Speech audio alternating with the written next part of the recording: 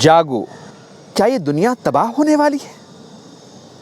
جب بھی دنیا کا کوئی نظام اپنے لیگل سسٹم سے ہٹتا ہے تو اس کی تباہی قریب ہو جاتی ہے۔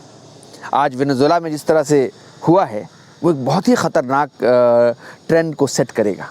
آنے والے دنوں میں یہ ایک عجیب طرح کے مسائل جنم دے گا اور دنیا میں ہر طاقتور دوسرے کمزور کو اپنے قبضے میں لینے کی پلاننگ کرے گا۔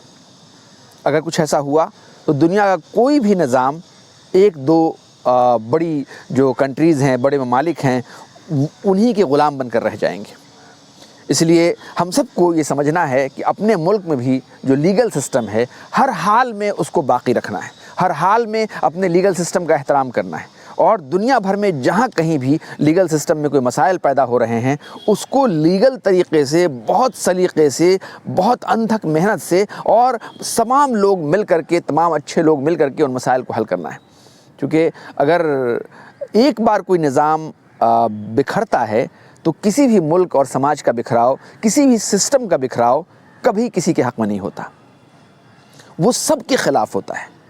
تو کنواں کھودنے والے کے آگے کنواں ہے، تو جو کنواں کھود رہا ہے اس کو تو نقصان ہوگا ہی، لیکن اگر چونکہ معاشرہ برے لوگوں سے خراب نہیں ہوتا، اچھے لوگ خاموش رہتے ہیں اس لیے معاشرہ خراب ہوتا ہے۔ آج ہمارے ملک کے جو حالات ہیں، اگر ہم سب مل کر کے اس ملک کو سنوارنے سجانے کی کوشش کریں اور جو غلط لوگ ہیں ان کے خلاف کھڑے ہو جائیں، تو آج بھی اس ملک میں اچھے لوگوں کی تعداد بہت زیادہ ہے، چند گنتی کے لوگ ہیں جو برے ہیں۔ تو ان سے گھبرانے کے بجائے ان کا سامنا کرنے کی ضرورت ہے اور پازیٹیو رہنے کی ضرورت ہے، انرجی کے ساتھ، اچھائی کے ساتھ، سچائی کے ساتھ، بھلائی کے ساتھ، خوبیوں کے ساتھ۔